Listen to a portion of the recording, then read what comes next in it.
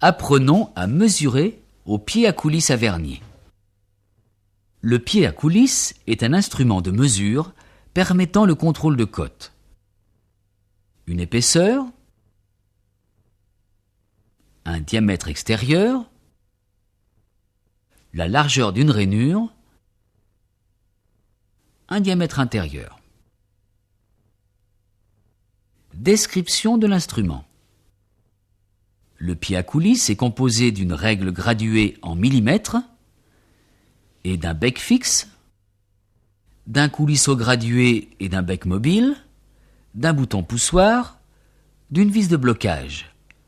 Le vernier est le système de comparaison des graduations de la règle et du coulisseau. La lecture de cote.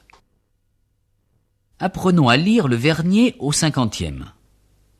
Le 0 du coulisseau va nous permettre de lire les millimètres sur la règle. Les grandes divisions de 0 à 10 nous permettent de lire les dixièmes. Les 5 petites graduations entre ces chiffres permettent de lire les cinquantièmes, soit 0,02 mm. Lisons cette mesure. Le 0 du coulisseau est entre 8 et 9. On prend 8. Nous cherchons sur le coulisseau un trait se trouvant en coïncidence avec un trait quelconque de la règle. Ici 4. La mesure est donc de 8 mm et 4 dixièmes. Prenons un autre exemple. Occupons-nous des millimètres.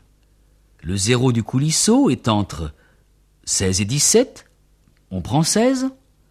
Recherchons sur le coulisseau un trait se trouvant en coïncidence avec un trait de la règle. Mettons celui-ci. Il est entre 1 et 2. On prend 1 dixième.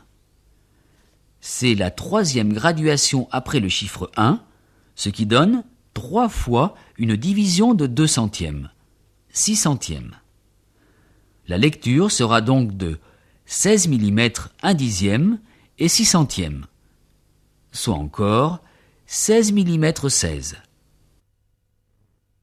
Autre exemple encore. Regardez.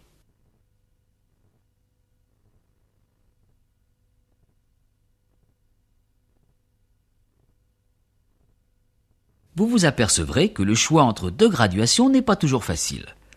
Mais la précision de ce vernier n'est-elle pas au cinquantième, soit 2 centièmes de millimètre? Tenue du pied à coulisse. Il faut assurer un bon contact entre les becs et la pièce. Et pour cela, il est nécessaire d'engager la pièce au fond des becs. Attention, une pression trop faible donne un mauvais contact. Une pression trop forte pourra déformer le pied à coulisse.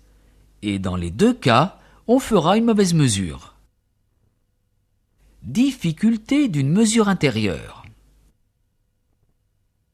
Elle se fait obligatoirement avec le bout des becs. Mais il faut faire attention aussi de mesurer le plus grand diamètre et de tenir les becs parallèles à l'axe du trou. Combien lisez-vous ? 26 mm. Mais attention, il faut rajouter l'épaisseur des becs, 10 mm.